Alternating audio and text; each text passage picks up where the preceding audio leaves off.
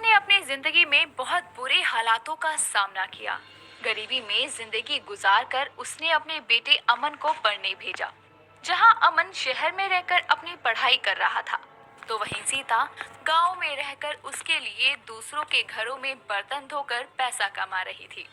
ऐसे ही एक शाम, जब सीता काम करके अपनी छोटी सी कुटिया जैसे घर में आती है, तो उसकी पड़ोसन कमला उससे कहती है। अरे सीता बहन, और अब कितनी मेहनत करोगी? गरीबी में 2 टाइम भूखी रहकर इतना काम करती हो। दूसरों के घरों में आखिर किस लिए कमा रही हो, जब तुम अपने खाने पीने पर भी खर्च नहीं कर सकती?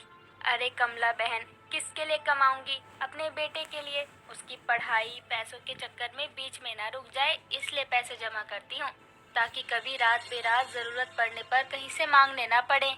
अरे माना, माँ बाप का फर्ज है बच्चों की परवरिश करना, लेकिन तुम्हारी कोई इच्छा नहीं है क्या? इस गरीब माँ की यही पहली और अंतिम इच्छा है कि वो अपने बेटे को एक कामयाब इंसान बनता देख ले, अपने पैरों पर खड़ा हो जाए मेरा बेटा। उसको इस गरीबी की कभी शक्ल नहीं देखनी पड़े। तुम इस गरीबी में रहोगी, बस बेटा बाहर रहे इस गरीबी से। जब वो इस लायक होगा तो अपनी माँ को भी इस गरीबी से निकाल लेगा, तब मुझे आराम मिलेगा दूसरों के घरों में काम करने से। बेचारी गरीब माँ अपने बेटे से कितनी इच्छाएं लगा बैठी हैं। बस इसकी सांसें रुकने से पहले इसका बेटा इसकी अंतिम इच्छा पूरी कर दे, यही प्रार्थना है मेरी तो। सीता अपने बेटे के लिए अपनी गरीबी को सहते हुए मेहनत कर रही थी, तो वहीं अमन शहर में अपने कॉलेज में बस अपनी पढ़ाई में लगा हुआ था। जिसके चलते एक दिन कॉलेज गार्डन में बैठे अमन के पास उसकी ही क्लास में पढ़ने वाली एक लड़की मीशा आती है और उससे कहती है। अरे यार अमन, क्या पढ़ाकू कीड़ा बनता है। कॉलेज के 2 साल तो तूने यूं ही निकाल दिए। अब आखिरी साल बचा है, कम से कम अब तो थोड़ी मौज मस्ती कर ले। इस साल के बाद तो सबने अलग हो ही जाना है। यार तुम सब जाओ, देखो मुझे मेरी जिंदगी में बहुत कुछ हासिल करना है, जो ऐसे ही नहीं हो सकता। मेरे पास किसी बड़े आदमी की पहुंच नहीं है, बस मेरी ये शिक्षा है जिसके दम पर मैं अपने पैरों पर खड़ा हो सकता हूँ। हद है अमन, तेरे घर में तेरी माँ ही तो है, और तू इतनी मेहनत किसके लिए कर रहा है? उस गरीब माँ के लिए ही। तुम्हें नहीं पता मेरी माँ कैसे गरीबी में दिन गुजार रही है, इस उम्मीद में कि उनका बेटा पढ़ लिख कर अपने साथ उनको भी इस गरीबी की जिंदगी से निजात दिलाएगा। उन्होंने कभी मुझसे कुछ नहीं मांगा, सिवाय इसके कि मैं उनको कामयाब होकर दिखाऊं। ये तो गलत है। तेरी माँ अपनी इच्छाओं को तेरे जरिए पूरा करना चाहती है क्या? बताओ, अपने ऐशो आराम के लिए तुझे यहाँ तेरी जिंदगी जीने से रोक रही है।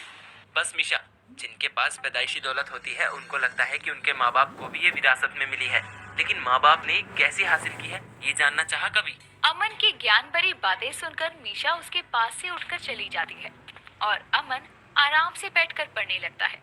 समय बीतता है। एक तरफ अमन अपनी माँ के लिए यहाँ उनसे दूर रहकर पढ़ाई में मेहनत करता है, तो वहीं सीता भी दूसरों के घरों में काम करती है।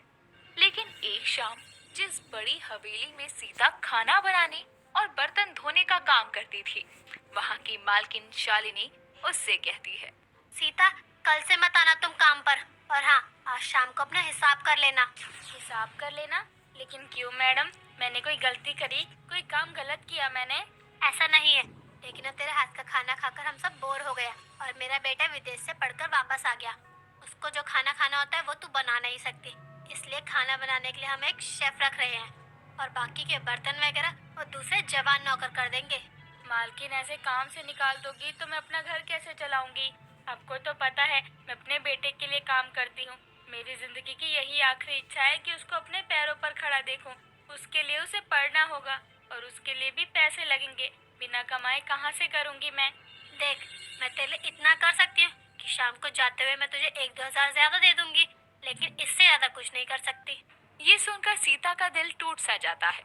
वो शाम तक काम करती है और अपने काम के मुताबिक पैसे लेकर चली जाती है। घर जाकर आगे के बारे